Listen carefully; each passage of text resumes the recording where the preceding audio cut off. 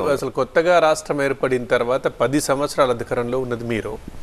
ఇప్పుడు మీరు అంటున్నట్టు గనక అక్రమము, అన్యాయము కాంగ్రెస్ ప్రభుత్వమే చేస్తూ ఉంటే, అలాంటి పనులు చేస్తూ ఉంటే, మీరు మరి ఈ టైంలో బాధితుల పక్షాన్ని నిలబడాలి కదా. మీరు వ్యతిరేకంగా పోరాడడం మరి వాటిని సరే ఇప్పుడు వాయిస్ రేజ్ బీఆర్ఎస్ పార్టీ పేదల పక్షాన పోరాటం చేస్తున్నది. ఎవరైతే సంపన్నుల కోసం మేము పోరాటం చేస్తే మేము ఆరాట పడతలేం. పేదవాళ్ళ కోసం మేము పనిచేస్తూ ఉన్నాం. ఒక సున్నం చెరువు ఉన్నది సార్, రీసెంట్గా జరిగిన అక్కడ కూల్చివేత లోపల ఇప్టెల్ చెరువు పక్కనే ఉన్న సున్నం చెరువు పక్కన ఉన్న పెద్ద పెద్ద అపార్ట్మెంట్స్ ఏవైతే ఉన్నాయో అపార్ట్మెంట్స్ కానీ అదేవిధంగా విల్లాస్ ఉన్నాయడ, ప్రెస్టేజ్ విల్లా అని కొన్ని ఉన్నాయడ. ఆ విల్లాను జస్ట్ 100 మీటర్ల దూరం ఉంటుంది. వాటిని మాత్రం ఏ అధికారి కూడా ముట్టుకోలేదు. దానికి 300 మీటర్ల దూరాన మొత్తం రేకుల షెడ్ వేసుకున్న పేదవాళ్ళు వాళ్ళు అన్నీ మొత్తం గుంజుకుని చిన్న చిన్న పిల్లలు వాళ్ళు మాట్లాడుతున్నారు.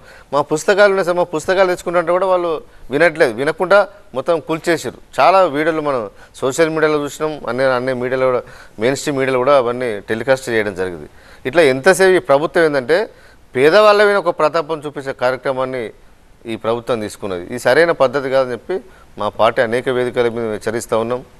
నిజంగా పేదవాళ్ళు నష్టంతో వాళ్ళందరికీ అండగా ఉండి కొట్టడానికి బీఆర్ఎస్ పార్టీ ఎప్పుడు సిద్ధంగానే ఉంటుంది.